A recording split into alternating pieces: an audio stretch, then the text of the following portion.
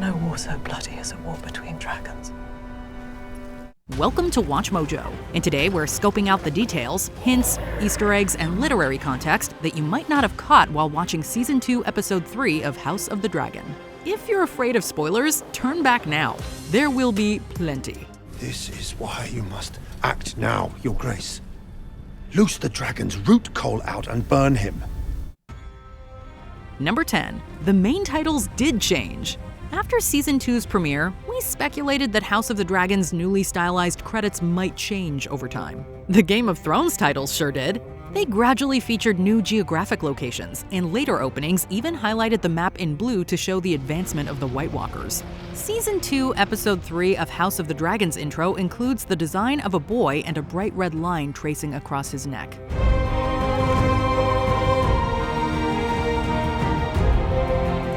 Almost certainly notating the death of Prince Jaehaerys. Images that materialize in the credits have traditionally been relevant to the plot's current events, almost like a subtextual previously on segment. Jaehaerys will do more for us now than 1,000 knights in battle. It's interesting that we also spot an apparent burning city, which could be the legendary doom of Valyria, or perhaps some catastrophe we have yet to see. My house survived the doom, and 1,000 tribulations besides. Number 9. Blackwoods versus Brackens. The Blackwoods are an ancient house with a formidable army. Episode 3 opens with soldiers from two houses, one garbed in red and the other in yellow, each on different sides of the war. These are members of House Blackwood and House Bracken, whose colors we've seen before. When young Rhaenyra was choosing potential suitors in Season 1, an adolescent Blackwood boy made a proposal. Aye, the Blackwoods truly turned the tide on that one. He was taunted by a spectator from House Bracken, and their scuffle ended in violence. Both families are ancient names in Westerosi history, and their feud goes back so far that no one even remembers how it started. Soon they will not even remember what it was that began the war in the first place.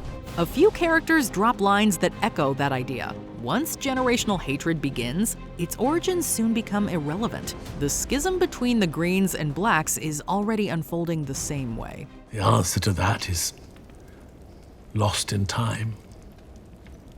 Sin begets sin. Number 8. A Feast for a Crow. But we hit first and hit hard and leave a feast for the crows. We've pointed out that Season 1 gave a nod to the title of the 5th book in George R.R. Martin's A Song of Ice and Fire book series, named A Feast for Crows. King Viserys alluded to the phrase when insulting his small council. I will not sit here and suffer crows that come to feast on their corpses! The concept compares those fighting for power with ravens squabbling for carrion, among other possible metaphors. You might have missed a quick shot showing a crow that's perched on a deceased man's shoulder. The framing of a black bird against a red background is reminiscent of the cover for Martin's novel, and it's an allusion to feast that's done with visuals this time rather than words.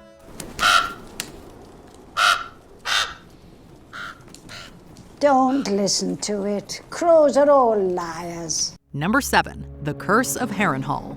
Greatest fortress ever built. Tallest towers, the strongest walls.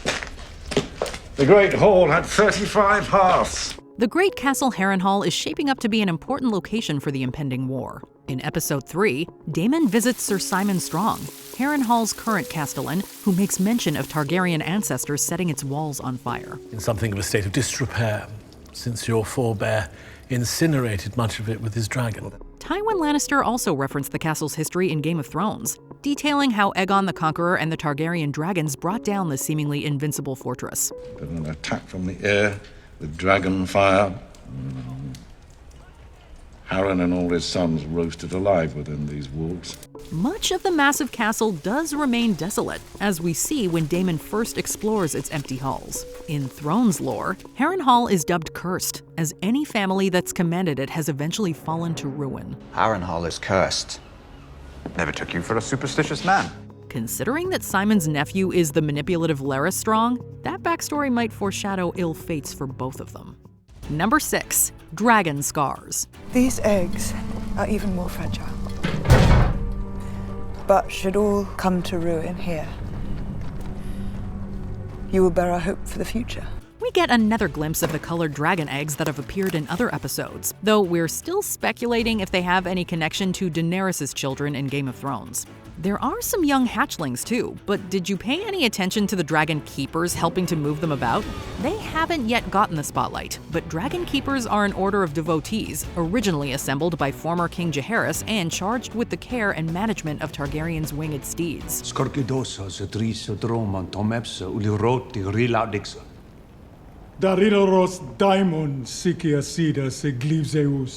Their presence is a fine-drawn bit of world-building that indicates the showrunners have definitely done their homework. If you look closely, you'll even see scars on their faces, a result of their taxing assignment. It takes some thick skin to wrangle a baby dragon.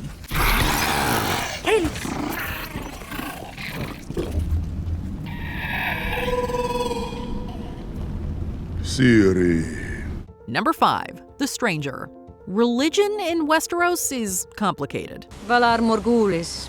Valadohairis. Olvivilti ruloro quel brian and desundao.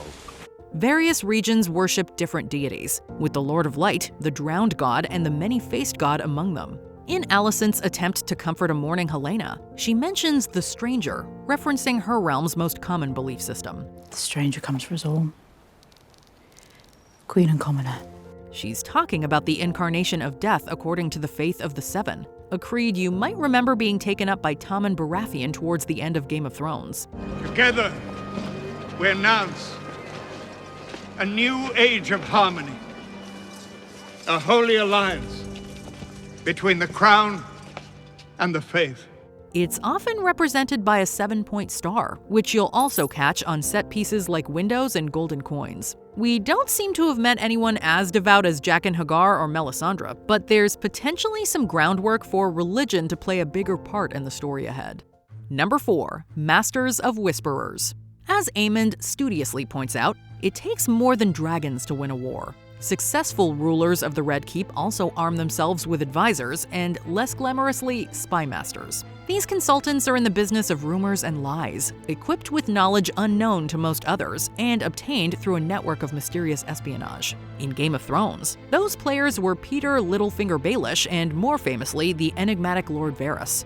If the wrong ears heard what I'm about to tell you, off comes my head. And who would mourn poor Varys then? House of the Dragon has its own version of these characters, namely Sir Larys Strong and the Lady Mysaria.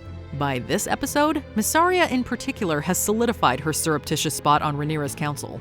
I know the workings of the Red Keep, and the movements of those who serve there. That is worth more than gold to you now. She's also known as the White Worm, whereas Varys was called the Spider.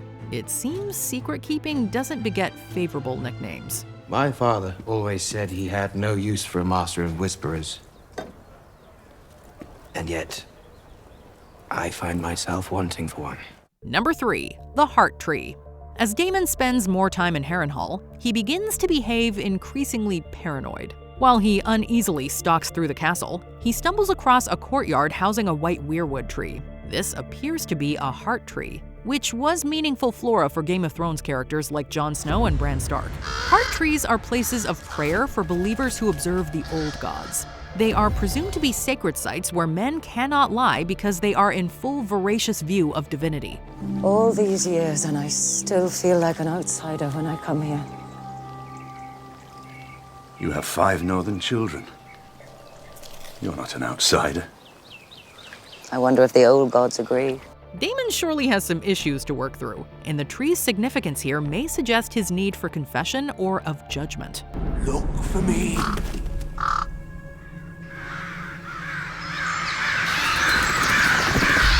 Beneath the tree. At the very least, it means that the supernatural folklore of this universe is never too far away. You will die in this place.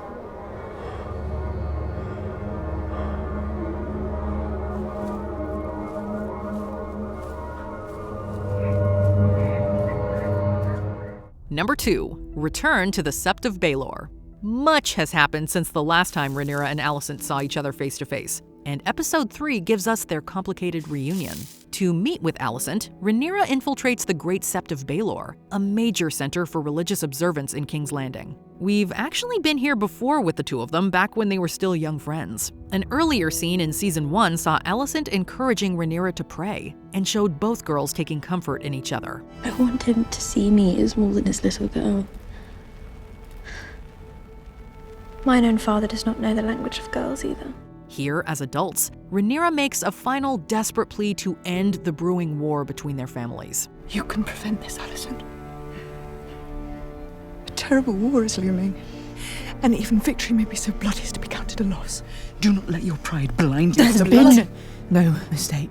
Both are kneeling in the same positions again, and it is a bitter parallel that calls back to their former sisterhood. Thank you.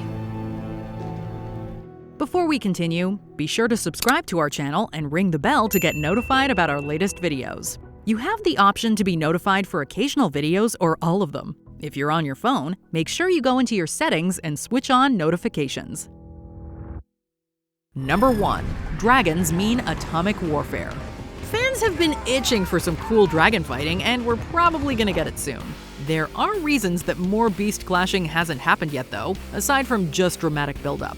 Counselors of both sides understand that dragons are a controlled chaos that could bring about disaster if used unwisely. Rhaenyra has dragons as well. Mine are bigger. If we loose the dragons to war, there'll be no calling them back. We must proceed cautiously. Game of Thrones showrunner D.B. Weiss once equated dragon warfare to bringing an F-16 fighter jet to a medieval battlefield. Given their explosive power and erratic instability, dragons can certainly be called the atomic bombs of Westeros. If dragons begin fighting dragons, we invite our own destruction. Fear of it is in itself a weapon. The Greens will make the same calculation.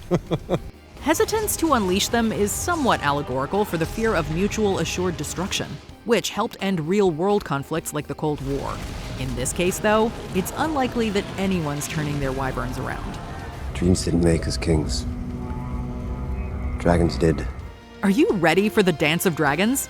What signs, Easter eggs, or dramatic foreshadowing did we miss? Comment below. It's too late, Rhaenyra. Allison. Did you enjoy this video? Check out these other clips from WatchMojo, and be sure to subscribe and ring the bell to be notified about our latest videos.